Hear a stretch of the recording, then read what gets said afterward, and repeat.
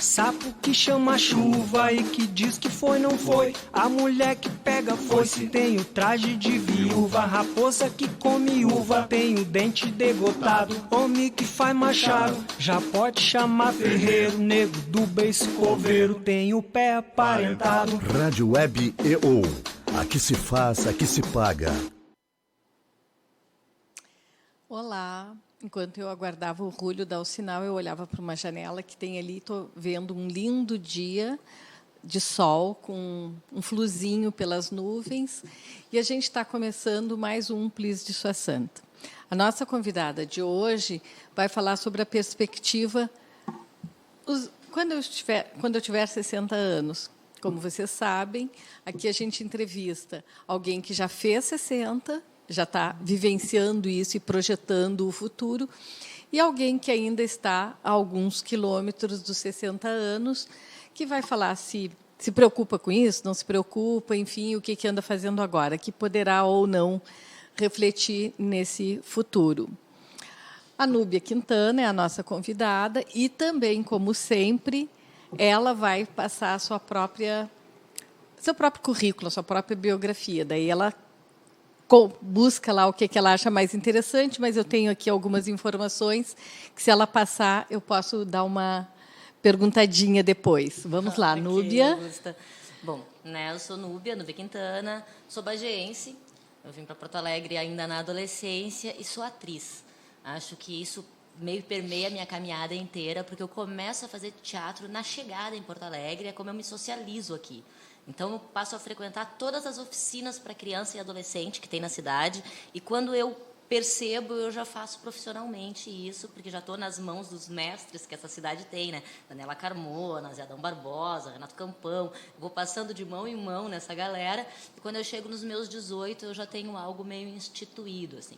Um pouco antes disso, com quase 18, eu faço meu primeiro solo de rua, muito inspirado no Marcel Marceau, mímico fantástico, né?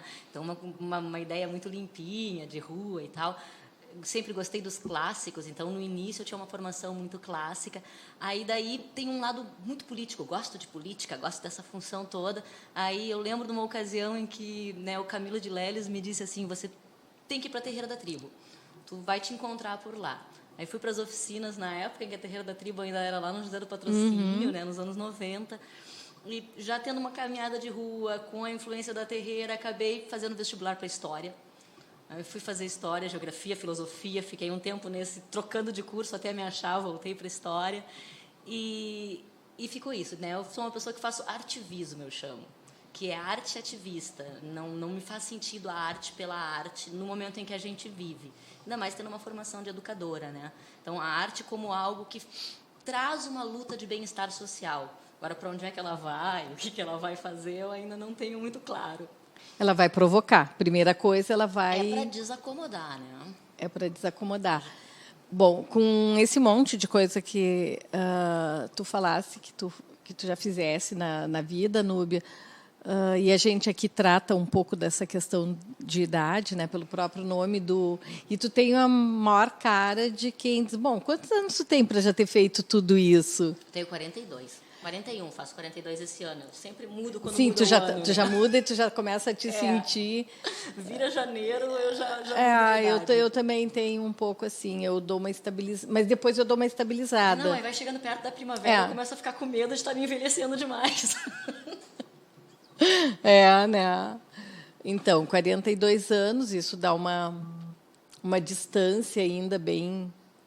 ainda tem um tempinho. Tem um tempo para chegar aos 60 e tem muita coisa para fazer, são muitas etapas. Como é que tu enxerga os 60? Não necessariamente o teu, mas dessas pessoas que tu antes falasse, esses mestres e etc., que estão com 60, 70, enfim, as pessoas que estão ao teu redor. É interessante, Eu tenho muitos amigos que estão nessa faixa etária, até porque muito jovem eu comecei com um envolvimento mais profissional. E eu acho que hoje os 60 são os novos 40, Então, quem está nos 60 hoje está no apogeu da vida, porque a gente foi a gente vive uma situação social de super juventude, né? A gente fica adolescente até os 30 e começa a ser adulto na casa dos 40. As responsabilidades que o mundo nos cobra, não as financeiras, né? Sim. Mas essas responsabilidades filosóficas, não sei bem como definir. Mas a vida parece que se concretiza hoje para quem tem 60 anos tem uma história de algo que realmente é aquilo que fez, né? Ou fez aquilo que é. Tem uma concretude. Que acho que minha geração tem essa dádiva de não ter a exigência disso agora aos 40 ou daqui a pouco aos 50. A gente ainda está pronto para mutar. E acho que aos 60, eu espero ao menos ter uma coisa assim, dizer, pô, sou Núbia Quintana, faço isso. Eu não sei se hoje eu sei dizer isso, assim, eu faço isso. Eu ainda tenho um quadro branco grandão para preencher. Ou talvez, aos 60, tu faça com mais naturalidade uma coisa que a minha geração ainda encontra uma dificuldade para ter essa mobilidade. Aí eu fiz até agora determinada coisa, mas não era bem o que eu queria. Eu tenho ainda tempo para fazer outra coisa. Porque eu sou da geração que a gente fazia um curso e tu ficava pro resto da vida. Na época se falava assim, claro, eu fui mudando, profissionalmente eu fui mudando, mas muita gente ficou para sempre e não necessariamente de forma feliz. Ah, sim. É como, né, a profissão e o casamento, né? Aquela obrigatoriedade de te manter linear. Que eu acho que sim, nós vencemos isso, né? Mas acho que também foi a geração de vocês, né? A geração que chega desconstruindo um monte de coisa. O pessoal que era jovem nos 70, que abriu as portas para a gente que foi jovem nos 90 e aí vai indo, né? Mas tu não tem a sensação que esses momentos eles têm uma evolução, dá uma parada para estabilizar, às vezes evolui um pouquinho, vai... Até como historiadora, como é que tu, vivendo assim, como é que tu pensa isso do tempo? Bom, né? Ele é cíclico, né? Essa ideia de linearidade temporal, ela não tem como pensar nela, né? Pelo menos na nossa perspectiva de visão de mundo, assim. Então, vai realmente fazendo essas voltas e vai e volta, né? A sensação, às vezes, que a gente tem, poxa, agora estou resolvendo aquilo que 20 anos atrás eu queria e agora é que aconteceu, né? Esse vai e volta. Acho que a plasticidade da gente com relação ao tempo é muito importante, né? E acho que isso a gente vai aprendendo depois de um certo tempo, assim, depois dos 30 e poucos que, pelo menos na minha cabeça, eu comecei a perceber que a vida ela é mais simples e mais leve do que ela me parecia, né? Então eu acredito que nos próximos anos essa simplicidade, essa leveza deva aumentar. Torço para que seja isso. De alguma maneira, as pessoas que eu tenho entrevistado aqui, que já passaram dos 60, é sempre um depoimento que elas trazem. Eu tenho muito mais serenidade, mais tranquilidade do que em várias etapas da vida. Porque, no início, eu acho que a pessoa se olha de uma perspectiva tão curtinha, por causa do seu passado, que tudo é muito urgente. Aquela festa que tu não vai naquele dia, parece que o mundo vai acabar quando tu tem 16. Sim. E isso é interessante, né? Eu produzo festas. Olha. Produzo festas já há alguns anos e comecei a levar mais a sério ali no boom político, 2011, 2012, porque tem um perfil bastante visualizado no Facebook, gosto de escrever e ali ainda tem um espaço de pessoas lerem textos, né? E sou envolvida com política, era bem envolvida com o Bloco de Lutas. E começamos a fazer o Defesa Pública da Alegria, que era um grande evento na rua para propiciar a arte de rua e alfinetar os governos, né, que proíbem a arte. Eu fazia a apresentação, ficava na frente dos microfones, eu tenho uma coisa com os microfones. E também o Largo Vivo, as festas de Ocupa Escadaria, os Ocupa Laguinho, lá na Ponte de Pedra. Eu fazia a produção executiva desses eventos, junto com algumas pessoas, mas o contato com os músicos, equipamento, toda essa frente. E agora, nesses últimos anos, eu tenho produzido festas para casas noturnas, para espaços de festa. E eu percebo que o meu público não é um público jovem. O público jovem vai também nas festas, mas o meu público tem a minha idade ou um pouco mais. Então, né, essa coisa de fazer festas, pensando que eu preciso de festas que em algum momento as pessoas possam sentar, em que em algum momento as pessoas possam comer, porque eu não estou mais lidando com um grupo de adolescentes que vai ficar de pé a noite toda bebendo a bebida mais barata. Eu não, estou lidando com um grupo de pessoas que precisa também se cuidar, apesar de estar querendo frequentar a festa, porque a gente não deixa de querer viver porque envelheceu, né? Pelo contrário, acho que a Sim. gente passa a conseguir viver com mais qualidade. Mas essa questão do tempo, lembrei das festas por isso, assim. Nesse último ano eu percebo que várias vezes o meu público tem entre 40 e 60 anos. E aí como é que eu faço uma aglomeração de rua que vai acabar com pancadaria da polícia, como foi a morte do Tatu? Uma galera que não vai conseguir sair correndo da polícia. Claro, exatamente. Até eventualmente corre, né? Mas já tem outra... É uma outra pegada, né? Um monte de gás lacrimogêneo em quem já tem uma certa idade, não é todo coração que aguenta. Não é todo coração que aguenta. aguenta. Sente assim. Exatamente. O tempo. O tempo ele faz a gente pensar, né? E tu sempre pensasse, assim, lá mais atrás, quando tu vieste para Porto Alegre, tu viesse por causa da tua família. Eu vim com a minha família. Tu viesse com a Meu tua pai família, veio. tu era ainda muito... Eu tinha 11 anos 11 quando a gente anos, chegou tá? aqui. Não tinha escolha. Vamos. Vamos e vamos. Até eu não queria. Porque eu já ia te estava naquela perguntar. idade que cidade do interior eu podia ir para a escola sozinha, eu ia para o curso de inglês sozinha, ia visitar minha avó sem que ninguém me levasse, né? Aí cheguei em Porto Alegre, não podia fazer nada, né? Era casa, colégio e ônibus escolar para levar e trazer. E qualquer outra saidinha, ou pai e mãe leva, ou... Sim, foram. Né? Depois, quando eu tinha 15 anos, a gente mudou para o centro. Ali na João Manuel, ao lado da Casa de Cultura. Aí sim, aí a vida tomou uma outra perspectiva, porque morar no centro de uma metrópole é sempre, para um adolescente, né? Tipo, tá tudo muito ao alcance da mão, assim. Eu que sempre gostei desse rolê mais cultural, Santander Cultural, Casa de Cultura, eu era meio rato de museu. E essa garota rato de museu, qual é o colégio que tu estudava? Eu estudei na chegada em Porto Alegre, no IPA. O IPA ainda era colégio, né? Aí peguei a transição do IPA acabando no final do meu 2º grau. Aí terminei os estudos no das Dores. Até porque minha casa era Pertinho. em frente, era só atravessar a rua. E como é que era essa garota que fazia teatro, que era rato de museu e essa pegada bem artístico-cultural junto com o restante da turma? Como é que isso funcionava com os colegas? Eu acho que eu fui parte do fundão, né? Tu era o fundão da aula. Fiz parte do fundão, não tanto porque uso óculos, então precisava estar na frente, mas eram os estranhos, os esquisitos, né? E essa turma a gente é amigo, se comunica bastante até hoje, assim. Mas era o grupo dos estranhos e dos esquisitos. Mas tive sorte de pegar professores e colegas que tinham uma pegada muito de estar ali para crescer.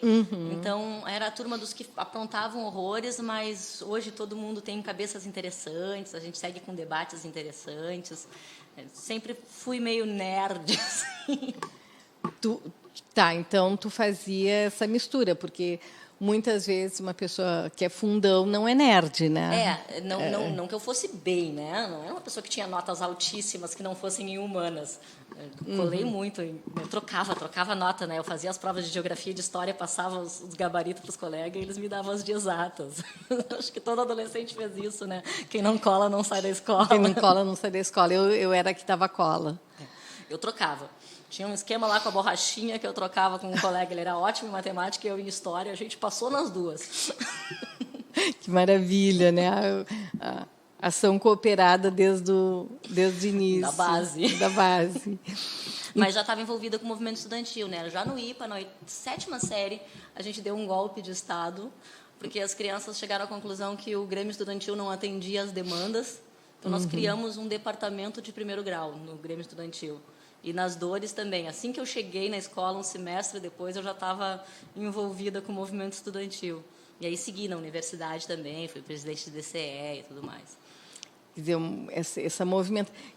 Aliás, isso é uma coisa bem característica também da tua cidade, né? De origem. Ela é uma cidade ativista, né? É uma cidade politizada, né? E também a questão cultural, né? Bagé tem essa prática de, embora eu não tenha convivido muito lá, meu avô foi político, né? Meu avô materno foi prefeito, passou muitos anos nessa função, perseguido pela ditadura e todas essas coisas. Porque Bagé também tem essa característica, né? Tem um lado que tem o lado A e tem o lado B, né? Tem um lado que é de política mais de esquerda e tem também uma arraigada política de direita lá Uma cidade dentro, de fazendeiros, né? né?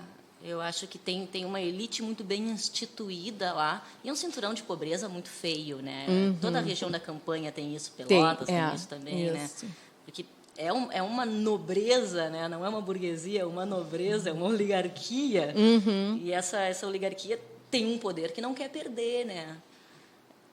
Mas, ao mesmo tempo, a população cresce e não cresce a oligarquia, né? Então, essa população crescente tem que ser atendida por movimentos, né? Eu acho que é mais ou menos isso que vai deflagrar esse movimento político mais constante, né? E a questão cultural é uma cidade interessante, né? Porque tem escola de teatro, tem escola de música, tem balé, desde bem criança, pelo menos eu, né, dentro das minhas gaiolas sociais, desde muito criança, tinha uma escolinha Tia Leda, uma escolinha de arte, que eu brinco que hoje o que eu faço da minha vida é o que eu fazia quando eu ia para aquela escolinha. Te divertia. É teatro de bonecos, é contar piada, é mais ou menos o que eu escolhi para a vida.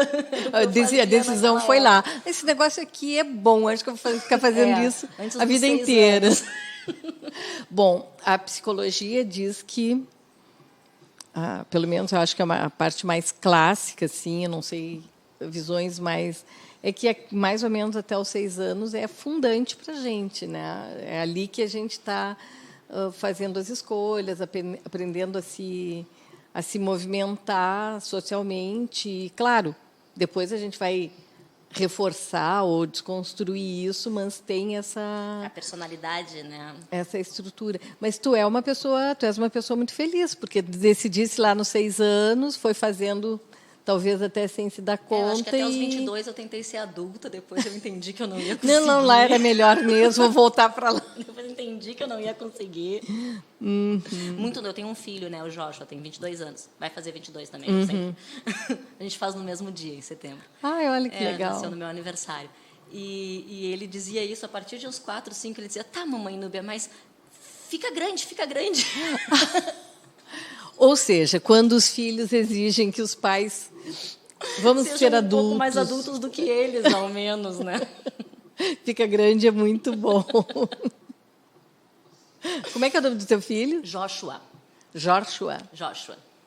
Gostei. Olha só, fica grande, mamãe.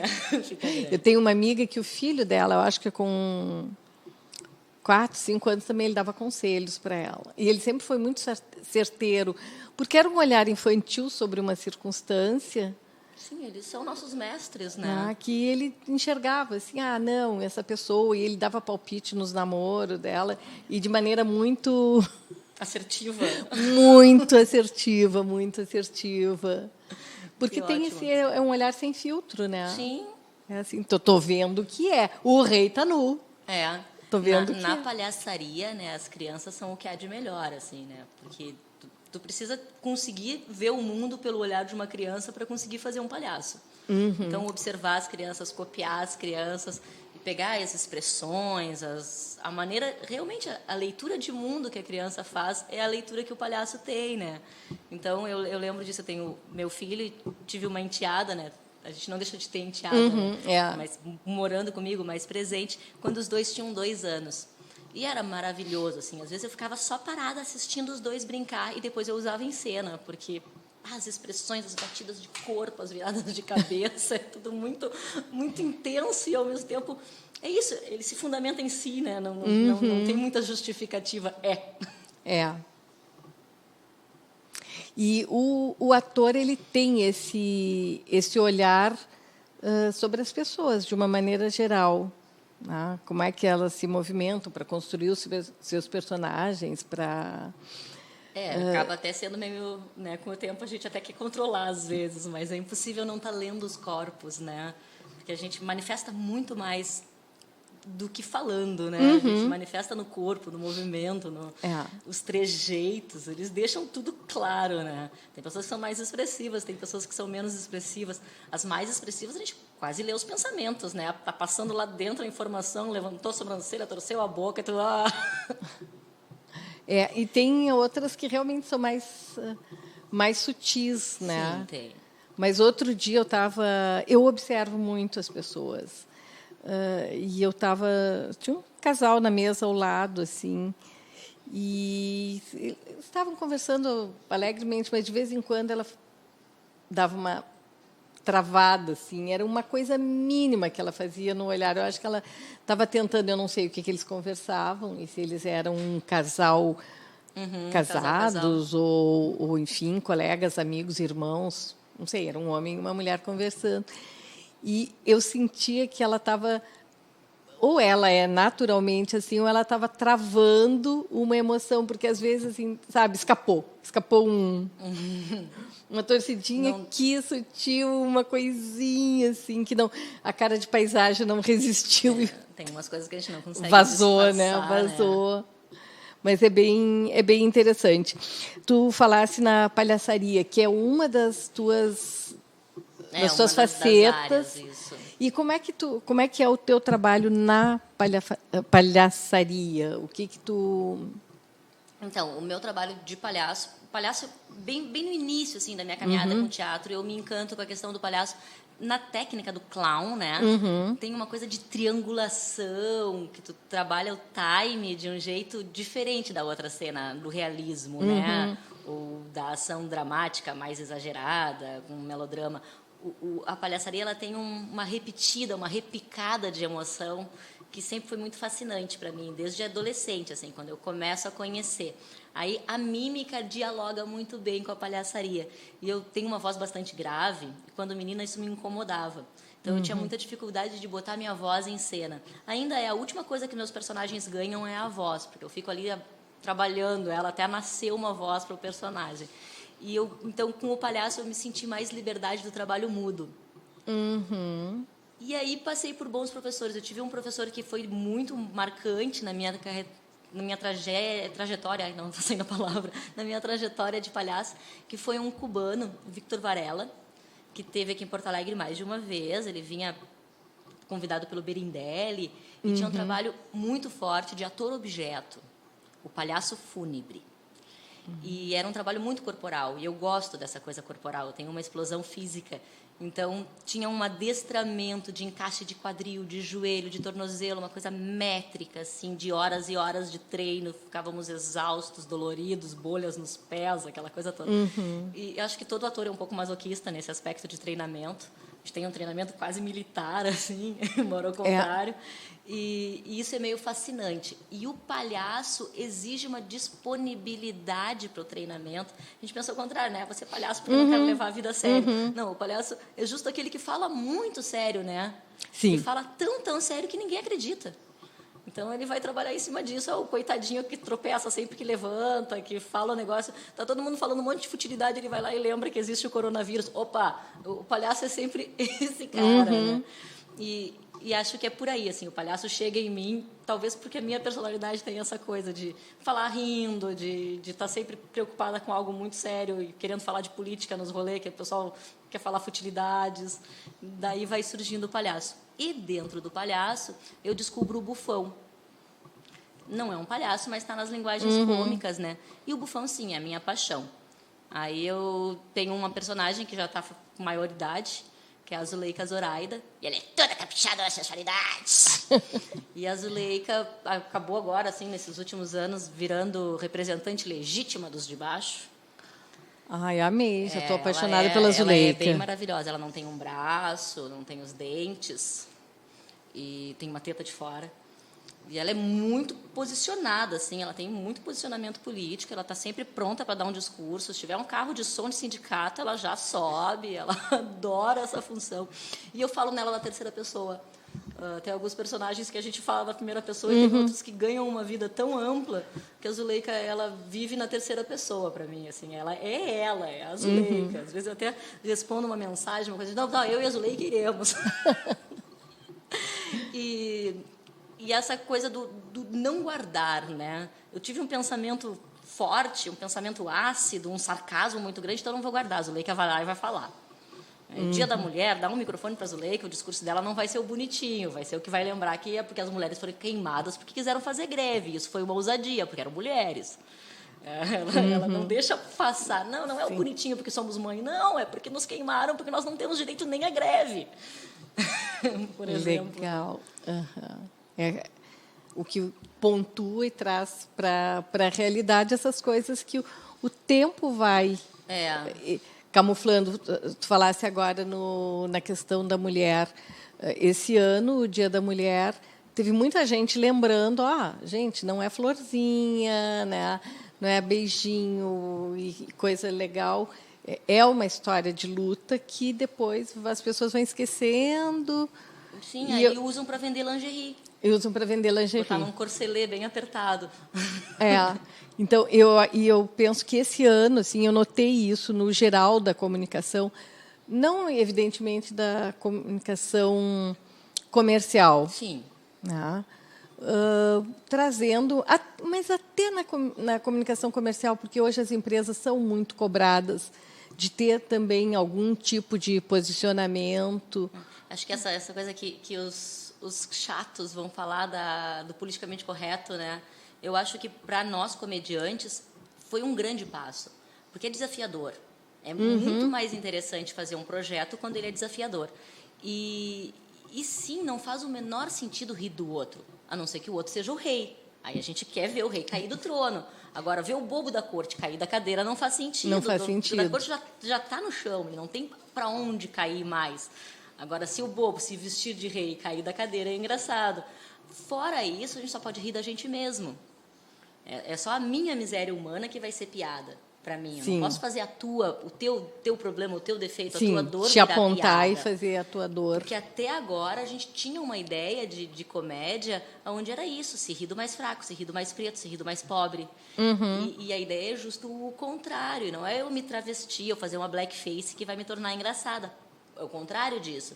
É usar as fraquezas que eu tenho e fazer com que todos consigam rir de mim, né? Que é uma grande virtude da espécie humana, poder rir de si mesmo, né? Exato. E a comédia, como um objeto de luta, de especialidade social, assim, de vamos falar por vários, ela tem que ter essa característica, eu acho, do ser muito bem politizada e de estar sempre do lado de quem vem sendo objeto de riso, né? Não, né, no caso a Zuleika, e os oprimidos da sociedade vão lá falar para o governador na frente do palácio. Aí é divertido. Sim. Porque a piada está sendo a conversa da Zuleika com o governador, e não o povo. Acho que mais ou menos isso. Sim. Essa questão do humor, outro dia eu estava assistindo um programa de entrevista e o entrevistado era o Gilberto Gil, no Papo de Segunda, que é um programa da GNT. E estava o Gil estava assim incrível, e o tema era fé. O programa era na Bahia e tal. E o Porchat fez umas 2 perguntas assim que eu acho que ele ficou preso talvez a alguma coisa do programa, e que o Gil já tinha desconstruído. E também ele ele faz esse papel de entrevistador, no entanto ele é de origem o humor. E depois eu fiquei pensando na diferença dos outros que estavam ali entrevistando, o quanto que para o humor dele, tem uma demanda de fazer a piada que às vezes vai atravessar, né? Que às vezes não funciona, né? Esse limite também de quando é séria a conversa, não é a hora da piada. A palhaçaria tem uma questão que eu acho muito prazerosa, que é a necessidade da abertura para o improviso. Né? Por mais que tu prepare e tal, é na troca com o olho do público que a coisa acontece. A comédia, ela não funciona legal se tu bota lá no palco e a plateia lá embaixo, né? Ela funciona legal se tu quebra essa parede, assim, se a quarta parede não está presente, e tu vai conseguir interagir direto com o público, porque a piada, ela vai se construir nessa troca. Uma piada que funciona para uma pessoa não funciona para outra, que funciona para um tipo de público não funciona para um outro tipo de público. E aí muitas questões vão determinar. Então, essa abertura para estar ali pronto para improvisar e para errar, né? Porque às vezes o engraçado vai ser isso, vai ser na corrida tu tentar 3 piadas e nenhuma dá certo. Aí tu tem que jogar com isso, com o público. Poxa, não estou conseguindo, né? Sim. O público vai rir de ti, da tua tragédia. Da tua tragédia. Mas aí tem que ter essa segurança e serenidade também, esse preparo. Eu acho que ser palhaço é mais difícil do que ser um ator dramático. É mais fácil tu fazer Hollywood, ali no realismo, naturalismo exagerado, né, onde a sobrancelha quase não mexe. É mais simples do que tu ir lá te desnudar na praça e fazer palhaço direto com o público ali. Porque ali tu não tem onde te esconder, não tem quem te defenda, é tu contigo, e se tu for ruim, tu é ruim. Pronto. E agora me ocorreu uma coisa que é interessante, que é o ator, esse ator que às vezes vai lá, faz Hollywood e etc., e o ator que tem uma consistência de formação cultural, de história e etc. Existe a diferença entre esse ator? Acho que a gente não pode generalizar, né? Vai ter gente ofendida comigo. Não pode generalizar. Mas tem uma frase que o Zé Adão dizia muito, acho que ainda diz para os alunos dele, porque ele é um grande professor, né? Todo mundo que faz teatro por aqui passou pelas mãos dele. E ele sempre dizia assim, o ator não pode ser burro. Porque exige que tu tenha uma boa cultura geral, que tu tenha um bom entendimento de literatura, tenha uma boa ideia da história da humanidade, principalmente cultura geral, né? Mas aí, de repente, tu vai fazer um personagem que vai ficar, sei lá, 5 anos em cartaz em que tu é um médico. Tu tem que entender como é a rotina de um médico, tu tem que entender a terminologia médica. E, na sequência, tu vai fazer um engenheiro, tu vai ter que ser um engenheiro, então tu tem que estar disponível para estudar o tempo todo.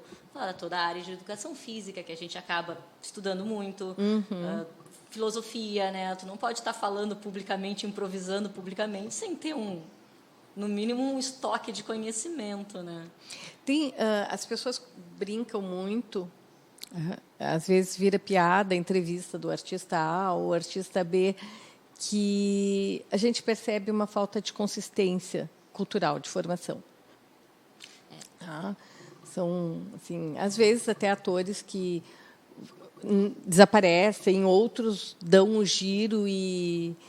Eu acho que essa confusão que tem a ver com esse mundo midiático que a gente vive, né, da celebridade com o artista, né? Não é porque a pessoa apareceu na capa de revista ou ganhou um protagonista na novela que ele é um artista.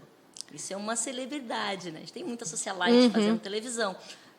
Para tu ser um artista, tu vai ter que estudar. E tem uma frase do Van Gogh, né, nas Cartas a Theo, que ele diz que tem que transpor um muro, mas não é derrubar na marretada, é lenta e pacientemente desgastar com uma lima. Porque a arte é isso, né? A arte é fazer, e fazer de novo, e fazer outra vez, e errar, e começar do zero outra vez, e fazer tudo de novo e jogar fora, e começar de novo, e começar de novo. E acho que isso dá uma consistência. E acho que acaba em lugares pequenos, os artistas se exigindo intelectualmente muito mais do que em lugares onde tem mais facilidade para ter uma ascensão. Em Porto Alegre, nós temos uma cidade com um número muito grande de atores. E um mercado pequeno. Então, temos grandes artistas, porque precisamos nos multi-especializar. Não basta só tu saber cantar, dançar, tu tem que jogar malabar, tu tem que cuspir fogo, tu tem que tudo um pouco, saber dar aula, trabalhar diferentes linguagens, porque é um mercado pequeno, então tu tem que ser multifacetado. Isso exige muito estudo e muito preparo. Mas voltando nessa questão da mídia, a gente está vivendo um momento que tem um acirramento político, cultural e em relação ao artista de uma maneira geral, né? Alguém que diz que os artistas, o público também fica confuso sobre esse trabalho do artista. Quem é o artista, né? O artista é celebridade ou o artista é o artista, esse do qual estamos falando agora. E aí eu penso que isso ajuda também na confusão. Sim. Essa coisa é muito comum, né? Tu faz teatro, então um dia tu vai para a TV? Olha, eu não pretendo. Mas e aí? Então tu vai ficar a vida toda sem ganhar dinheiro? Pois é. Porque será que o teatro podia pagar bem, né? Podia, mas aí a gente tem toda uma outra questão, né? A gente não tem um público, a gente tem um aluguel de salas caríssimo. Hoje, para apresentar um teatro em Porto Alegre, eu sou professora de teatro. Que a minha paixão é dar aula de teatro, em especial para não atores. Trabalho pelo método do Augusto Boal, um grande educador, né? Tem uma corrente brechtiana, né? E o Augusto Boal vem como um mecanismo incrível para acessar a arte nas pessoas, né? Toda a teoria da estética do oprimido, da ativação neuronal, criativa, né? Como soluções de problemas sociais e tal. E me perdi um pouco. Se eu vou pegar uma turma de 40 alunos, né, depois de 6 meses de oficina, e vou tentar botar num teatro, eu vou pagar um valor tão alto para 2 apresentações que eu vou ter que cobrar dos alunos para estarem fazendo essa oficina, para se apresentarem. Eu não tenho condições de pegar uma turma de teatro popular e botar num Bruno Kiefer, a não ser que eu consiga, por algum caminho, que me cedam o espaço. Porque a locação do teatro, a iluminação, o pagamento do técnico, e aí eu preciso de técnico profissional. Eu posso lá operar a mesa, mas para fazer a montagem e tal, existem regras de segurança e tal. E isso dificulta muito o chegar no teatro, como artista e como público, porque aí tu parte de um preço base que não é barato. Uma meia entrada de R$15 para estudante é caro se a gente for pensar que o estudante está morando sozinho em Porto Alegre, comendo, vivendo e tentando ainda sobrar fazendo, né? Exatamente, fazendo suas continhas. E vai gastar R$15 com o teatro 2 vezes na semana? Não vai. Não vai ir ao teatro. Daí esse investimento em arte de rua, né? Fazer teatro na rua, ir aonde o público está, porque aí o público vai te encontrar. Sim, divulgar para que as pessoas que querem te ver vão te ver, mas pegar de surpresa, né? E como é que é a reação desse passante ou dessa pessoa que daqui a um pouco tem ali uma intervenção então, na praça? Isso depende muito, né, do local e do tipo de trabalho que tu vai apresentar. O Levanta Favela mesmo, que é um dos grupos que eu faço parte, a gente tem um trabalho bastante político, né? Bom, Cambada de Teatro em Ação Direta Levanta Favela, né? E nós fazemos um trabalho que é o clássico nosso, assim, que é a lembrança da morte do massacre de Eldorado do Carajás. Então, nós, no dia do massacre, tomamos a esquina democrática, botamos um gigantesco pano vermelho, 6x6, tem o pano, cobre o chão da esquina democrática, e morremos 19 pessoas por 1 hora, mortos no chão. E tem um panfleto explicativo, no final vai ter um texto que vai explicar, as músicas explicam do que se trata, mas fazemos essa 1 hora mortos no chão. E é interessantíssimo, tem pessoas que param e ficam 1 hora assistindo e no final estão em lágrimas. E a gente escuta muito, sai daí, vagabundo, vai carpir um lote, não tem uma louça para lavar, a brigada bota o carro por cima, porque incomoda. Incomoda ter gente ali parado ao meio-dia, deitado no meio da esquina democrática, mesmo que seja para lembrar um crime bárbaro, ainda sem ninguém punido por ele. E isso incomoda. Por outro lado, às vezes tu faz um negócio mais leve, de palhaço e tal, e as pessoas ficam lá esperando para no final te dar um abraço. Né? Depende do que tu está fazendo e qual é o público. Tem públicos, na Redenção tem um público que é um pouco mais receptivo, mas o BRIC não é tão receptivo, né? Olha, que interessante. Porque tu faz a roda ali, tu atrapalha um pouco o movimento da feira. Sim, claro. Né? Ali na Praça da Alfândega acontece algo parecido. Tu tem um público passante que pode gostar, embaixo das árvores, um lugar agradável, mas os ambulantes, os vendedores, não gostam muito porque aquilo ali atrapalha as vendas deles. Então, a rua ela é isso, ela tem uma dinâmica, né? E olha que curioso, porque hoje o varejo costuma fazer atividade na frente da sua loja para chamar público. A gente aqui em Porto Alegre, quando criou a lei do artista de rua, né, se fez um grupo grande de artistas, com muitas reuniões na Câmara de Vereadores para criar a lei do artista de rua. Se trabalhou com um grande inimigo, além da SMIC. Nós tínhamos também a ISMAN nos apoiando, e, principalmente, não vem o nome, a Associação dos Comerciantes, porque eles acham que a nossa caixinha de som, os nossos tambores, fazem poluição sonora. O CDL, assim, de lojas. O nosso material de cena faz poluição sonora. Aí a gente trabalha, tá, mas e esses microfones na porta da farmácia vendendo oferta, né? A farmácia nem podia fazer isso, né? Quem é que compra remédio de livre demanda? Exatamente. Não, esses não atrapalham.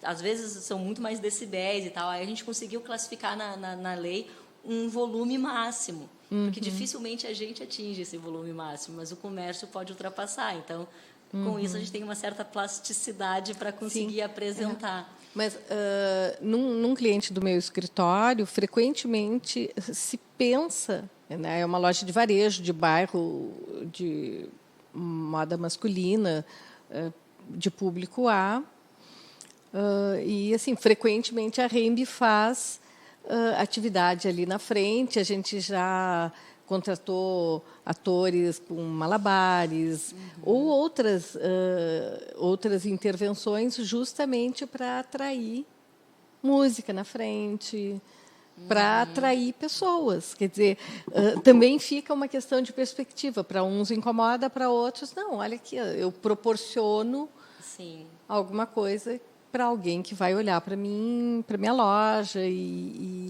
Essa visão seria a mais agradável, né? Porque, na verdade, tu tem um ponto X comercial e é um lugar onde os artistas costumam ir, os artistas estão levando o público, né? E aí se forma a roda, no final da roda, dependendo se é a loja pode agir como apoiadora e os artistas até dizendo, pessoal, aproveitem que estão aqui, entrem ali, conheçam, sim, exatamente, né? E tem toda essa questão de dificuldade de passar chapéu e tal, dá para se fazer convênios, né?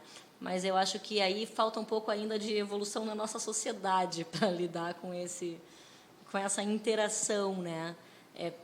Em Porto Alegre existe um embarreiramento muito grande para a arte de rua.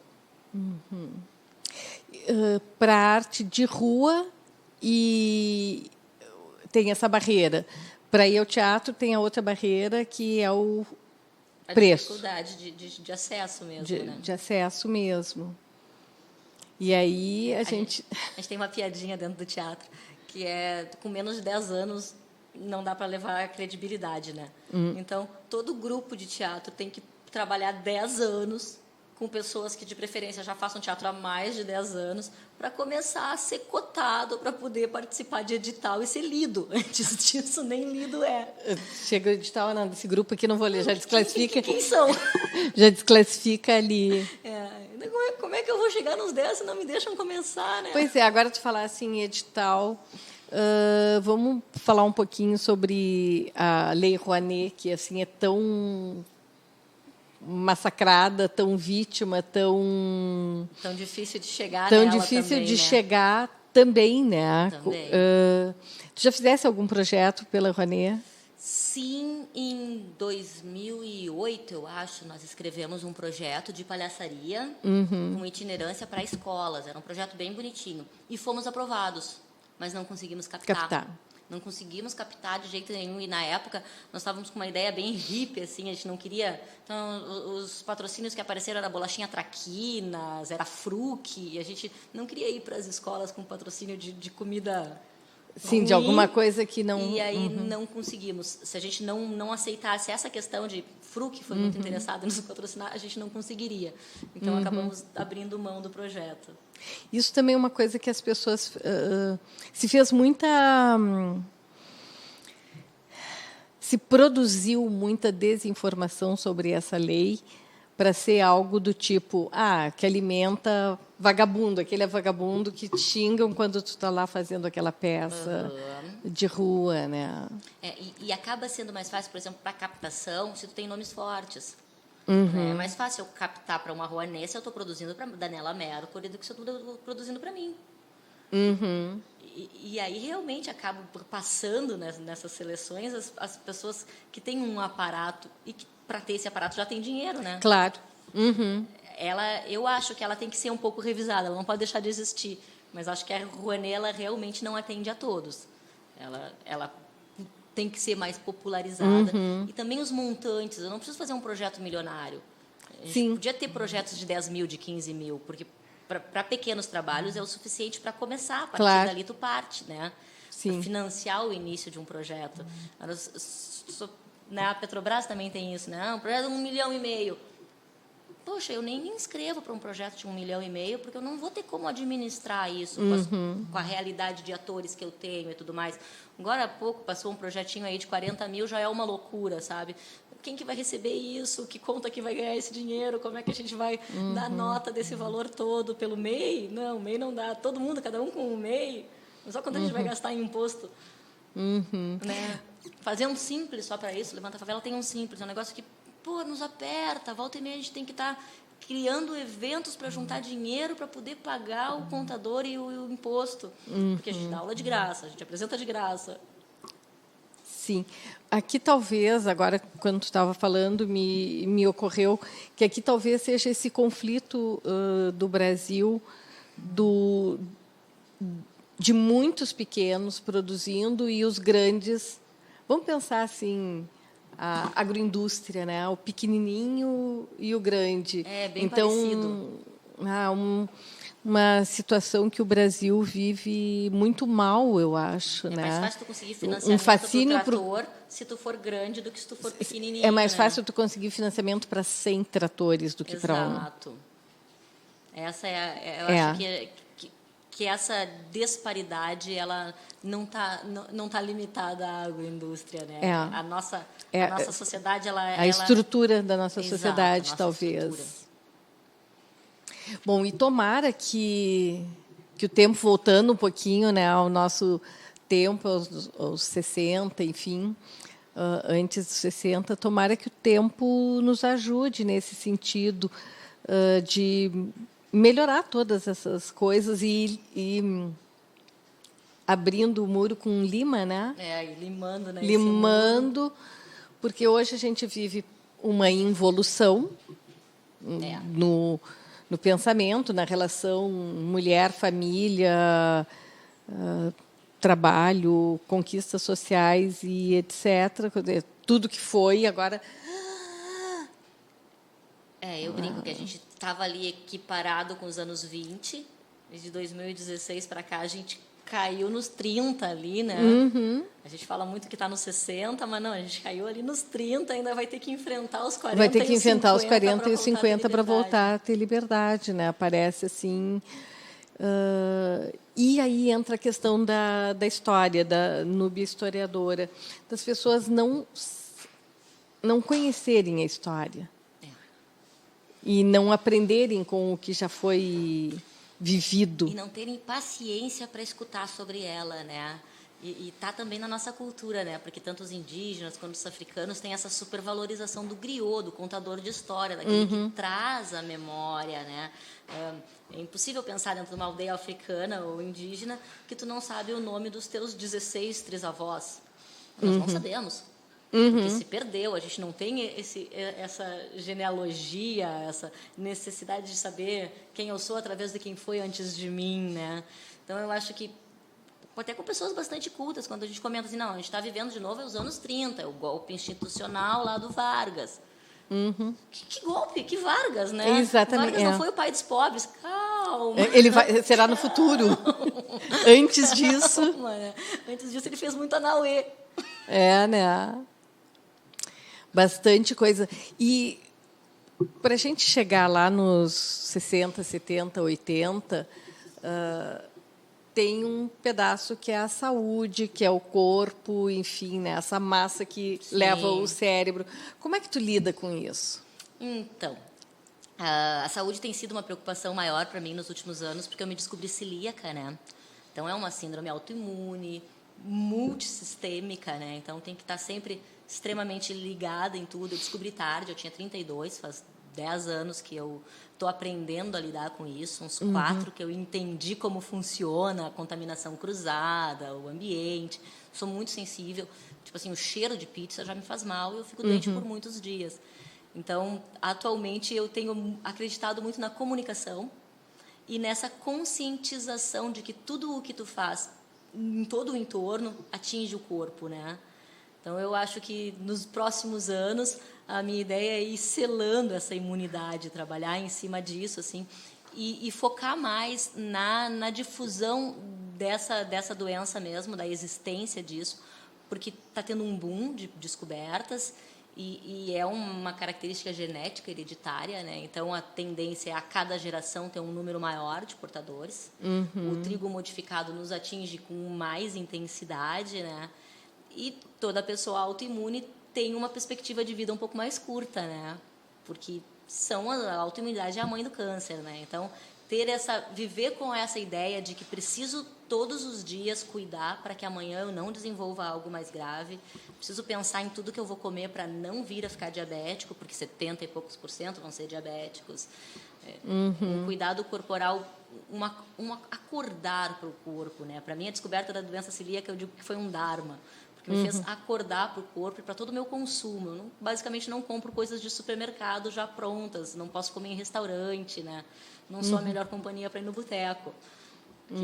Não dá, tudo me faz mal, né? Então, sim, a proximidade da pizza Isso, o cheiro dela, né? O ambiente onde ela foi preparada. Uma cozinha que está contaminada com glúten não pode fazer uma comida sem glúten para um celíaco. Sim. Pode para alguém de dieta, mas não para um celíaco. Sim, porque tem as pessoas que não querem consumir glúten por uma experiência, porque o glúten incha, né? Mas quem não pode consumir glúten não pode com sabonete que tem glúten, não pode a esponja que lavou o prato que tinha um farelo de bolacha e lavou o copo, tu vai tomar uma água nesse copo, ele pode ter glúten. Então tem que ter um cuidado meio grande. Tenho medo de me tornar paranoica, acho que eu já sou um pouco, mas eu tenho a perspectiva de que minha saúde ela vem melhorando desde que eu comecei a dieta. Eu hoje sou mais saudável do que aos 25. Eu tenho menos dores físicas e menos cansaço e tal. E espero que isso vá num crescente, assim. Espero chegar nos 60, 70 com uma ausência desses sintomas da autoimunidade, por ter conseguido controlar esse vilão, né? Que é essa genética que favorece o aparecimento de outras doenças. E isso muda toda a tua, como tu falasse agora, muda toda a tua relação social. Sim. Vamos comer uma pizza, Núbia? Não. Não. Não dá para dividir o chimarrão sem perguntar o que tu comeu hoje, né? Depende da marca do batom que a pessoa está usando para poder usar a mesma bomba de chimarrão. Beijo na boca, tudo isso é arriscado. Mas isso também ele te dá essa consciência e exige do outro. Sim, exige uma empatia. Uma empatia, uma cumplicidade. Exige que os amigos... E isso é muito interessante, porque me apresentou uma nova forma de amizade. Amigos que se preocupam em higienizar a casa, em fazer comida. Vamos todos nos encontrar, então vamos fazer churrasco sem pão, porque a Núbia vem. Vamos fazer ao ar livre, para não ter perigo. O pessoal me liga antes, né? O que a gente faz para limpar tudo? Agora eu estou indo dar uma oficina em Paraty, uns amigos que são argentinos, que estão lá, entra dentro do programa de Memória e Justiça, e eu vou fazer uma palestra, uma fala sobre a Operação Condor, e vamos montar um teatro-fórum em cima dessa temática.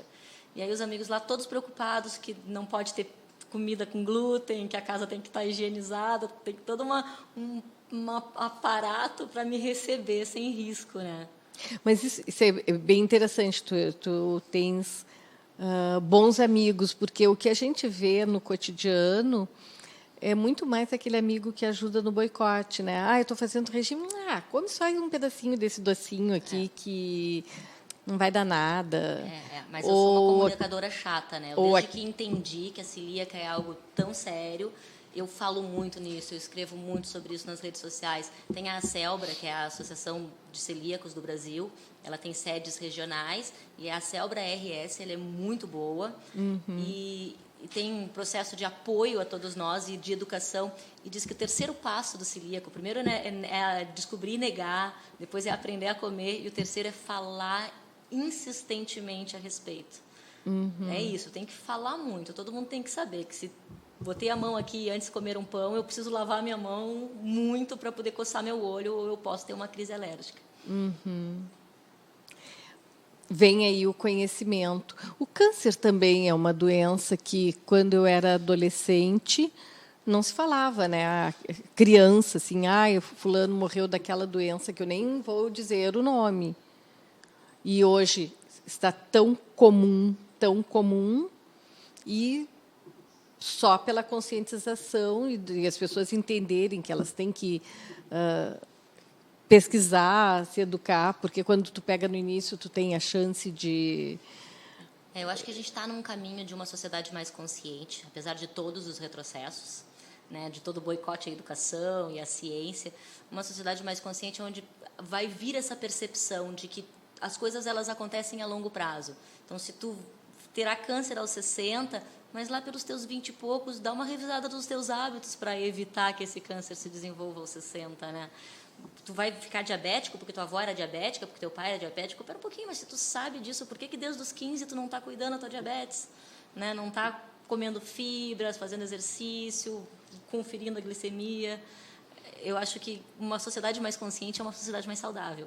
E Sim. come mais saudável. E come né? mais Se tu saudável. tá mais consciente, tu come mais saudável, com menos glifosato.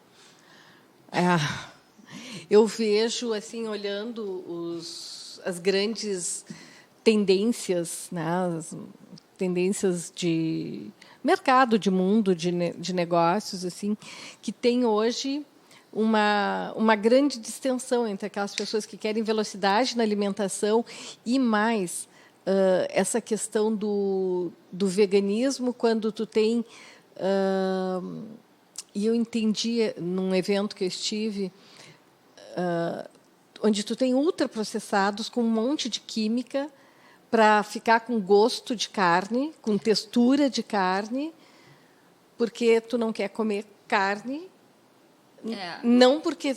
Ainda está contraditório. Está né? muito Ainda está contraditório ficar com carência de vitamina B12, B17 e outras que são tão importantes para o funcionamento cerebral, cerebelar, né?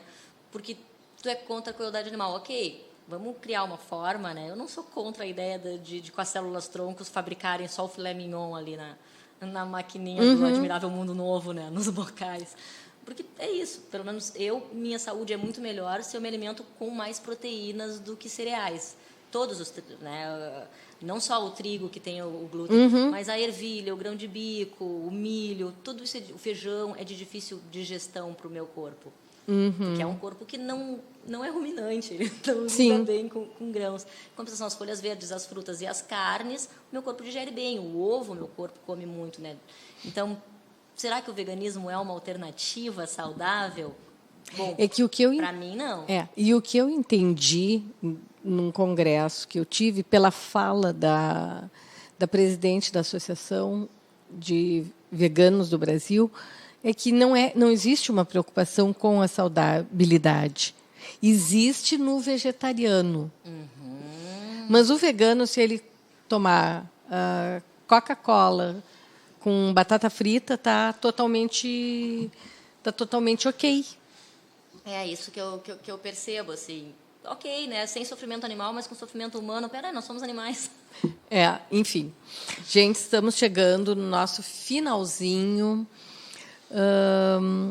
Uma conversa que trouxe arte, um pouco de história, saúde, enfim, todas essas coisas que compõem o dia a dia de cada um de nós, que às vezes a gente vai pensando, refletindo sobre, outras vezes a gente vai levando sem pensar. Vamos nos despedindo. Núbia, muito obrigada pela tua presença. Eu que agradeço, delícia de conversa. Adorei a nossa conversa. Delícia. E até a próxima. E-O, E-O. E-O.